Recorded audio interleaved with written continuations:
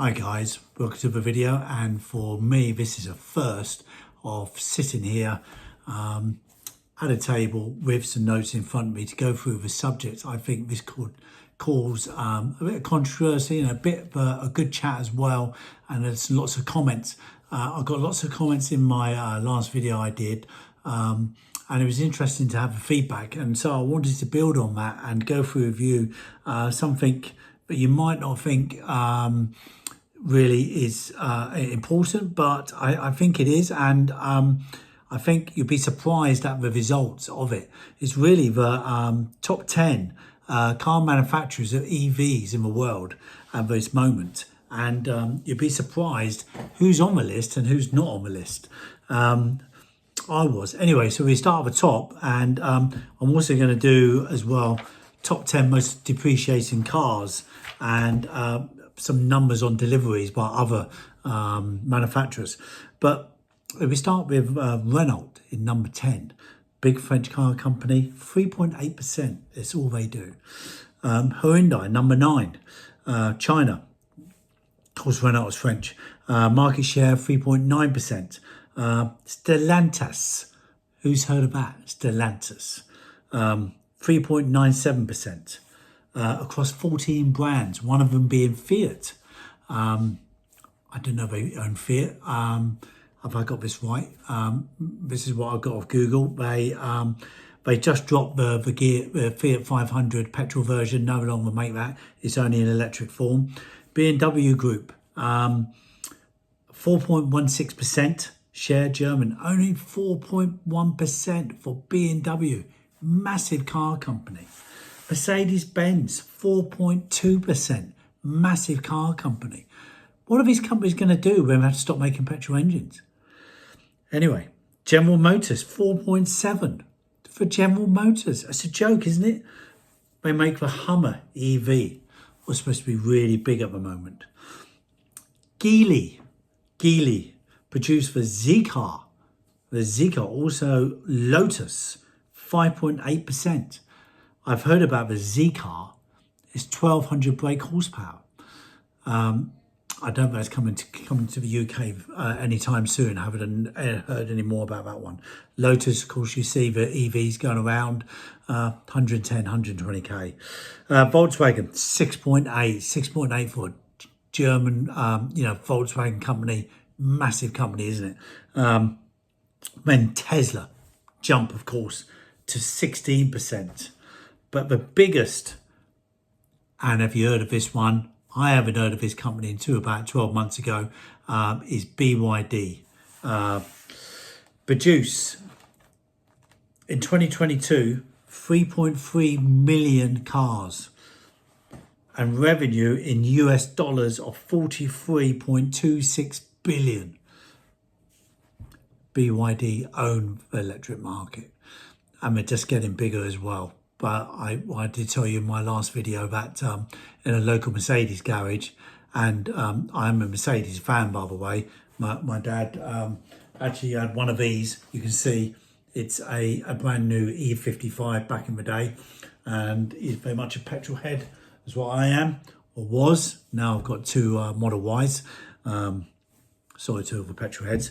But BYD just opened up in a Mercedes garage, opened up a small hut, selling BYD cars on a Mercedes forecourt. What are Mercedes doing? Are they desperate to pay the rent? Anyway, your comments on that. Has that happened where you live? Going on to the other car manufacturers, Audi. Where are they? Not even in the top 10. They deliver.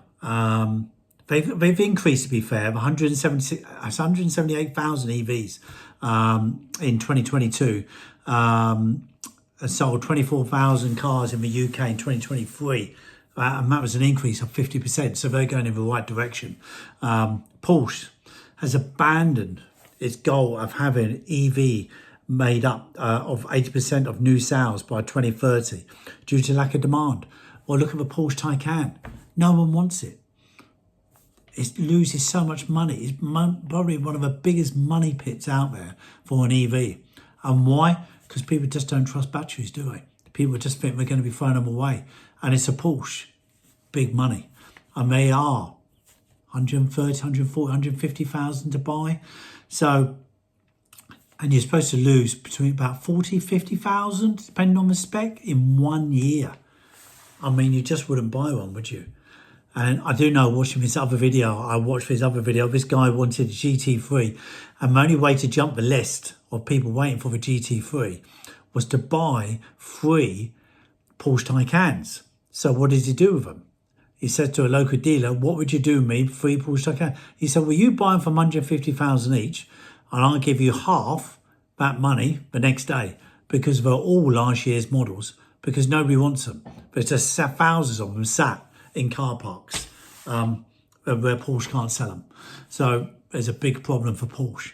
And speaking about big problems for big companies like that, which one is going to be the first one to go under, become 2030 and 2035? You know, when the transition's got to take place. All these companies can't survive. I think a couple of big companies are going to go to the wall. Your thoughts on that, your comments on that, what do you know? What do you think? They're going to stop producing EVs by 2025, Porsche.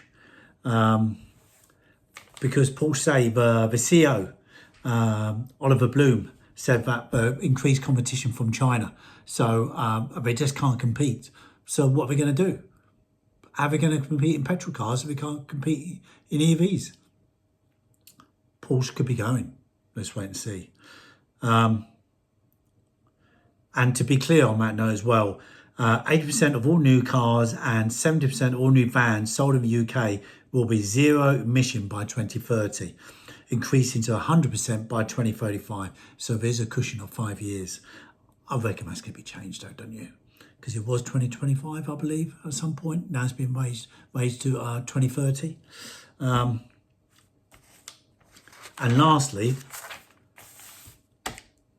top 10 depreciating cars. And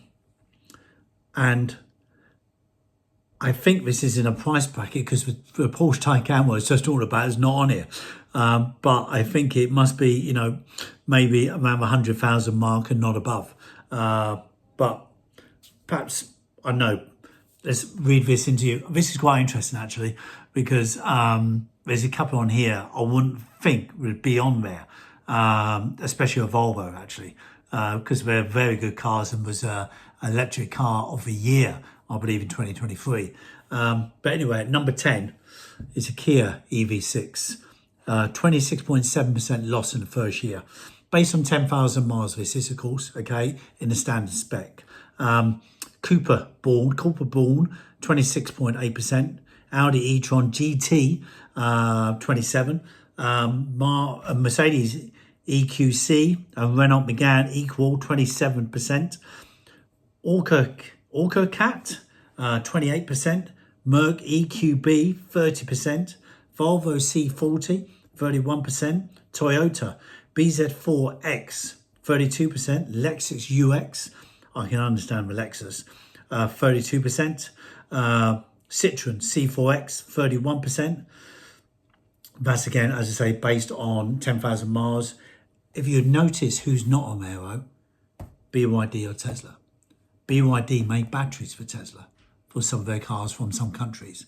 The ones in the UK come from China. And obviously the US, you build them in the US, so obviously you get the ones made in the US. It's all about money saving costs. Of course, we've got the new Model Y coming out. We have loads of speculation was going to come out of, don't you just get sick of all these mock-ups on YouTube channels of what it's going to look like? It's going to look inside exactly like the new Model 3 because they use the same components in each model. It's only just bigger on the outside. So I think personally, BYD, they're going to head the market and they're going to be one of the best survivors of the transition come 2035 or 2030 and 2025, 2035. You let me know, tell me in your comments what you think, what's happening in your area, read garages, are they closing down, or new garages open up with new EV manufacturers from China. Yeah, just anything please put it in the comments. Love to hear from you, and I'll try and reply to as many people as I can. Thanks for watching this video. Please hit the like button and subscribe. It'd be wonderful of you to join me on many more videos to come, not just about the 2 Model Ys I've got, but also a more general look at the EV market and other cars as well. On that note, thanks for watching, guys, and see you in the next video. Bye for now.